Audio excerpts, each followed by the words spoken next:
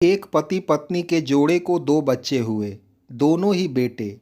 माँ बाप ने इन दोनों ही बच्चों को खूब प्यार से पाला पोसा, पढ़ाया लिखाया, बड़ा किया और इस काबिल बनाया कि यह अच्छी नौकरी कर सकें, समाज में अच्छा जीवन व्यतीत कर सकें। अपने बच्चों के लिए दिन रात कड़ी मेहनत करके एक बंगले जैसा 2 मंजिला घर बना कर दिया, ताकि दोनों बेटे शादी के बाद भी एक साथ लेकिन अलग अलग कमरों में रह सकें, ताकि आगे चलकर कभी बंटवारे का विचार न आए और इनमें लड़ाई झगड़े ना हों।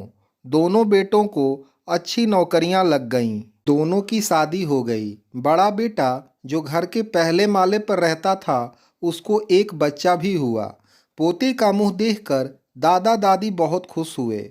सब ठीक चल रहा था, लेकिन थोड़े ही दिनों बाद बूढ़े पति की मौत हो गई। जब तक पति जिंदा था, दोनों बेटे और बहू माँ का सम्मान किया करते थे। जैसे ही पति मर गया, दोनों बेटे और बहुएं हर दिन माँ की सेवा करना तो दूर, माँ को हर दिन खाना खिलाने के लिए भी राजी न थे।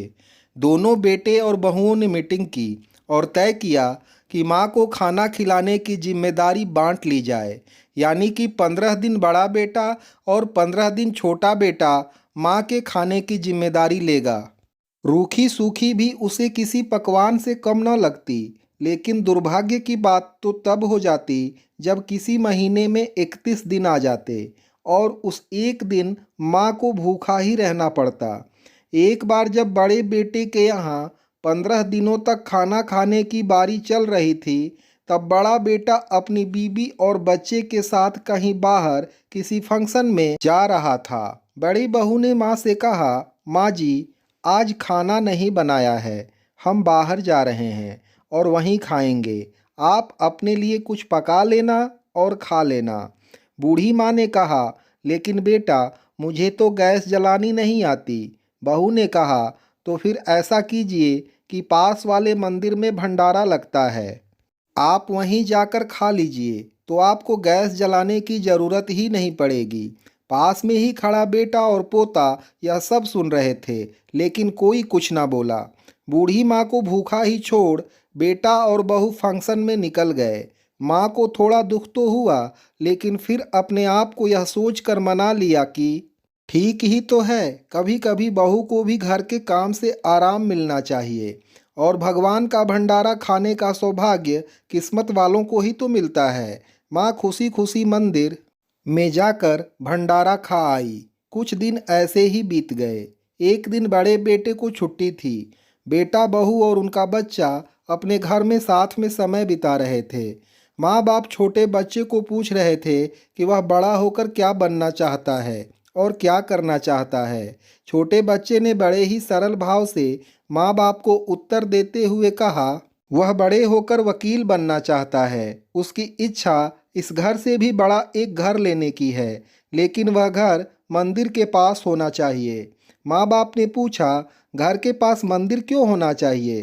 तब बच्चा माँ बाप से कहता है, घर के पास मंदिर इसलिए होना चाहिए ताकि जब मैं बड़ा होकर किसी फंक्शन में बाहर जाऊं तो आप दोनों को ज़्यादा तकलीफ ना हो। मंदिर नज़दीक रहेगा तो आपको ज़्यादा दूर जाकर भंडारा नहीं खाना पड़ेगा। मासूम बच्चे का ऐसा जवाब सुनकर दोनों ही के पैरों तले से ज़मीन खिसक गई। उन्हें अपनी गलतियों का एहसास अब जाकर हुआ था, जो उनके 5 साल के बेटे ने पहले ही कर लिया था।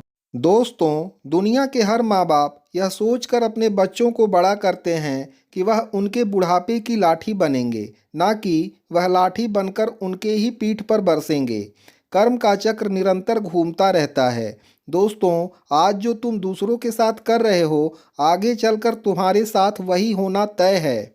आजकल जैसा व्यवहार हो रहा है, वह नहीं होना चाहिए। कहानी पूरी सुनने के लिए धन्यवाद। इस कहानी को आप लोगों तक पहुंचाइए, जितना हो सके शेयर कीजिए और ऐसा करने से अगर कुछ लोग भी अपने बूढ़े माँ बाप के साथ अच्छा व्यवहार करने लगते हैं तो हम अपने आप को सौभाग्यशाली समझेंगे।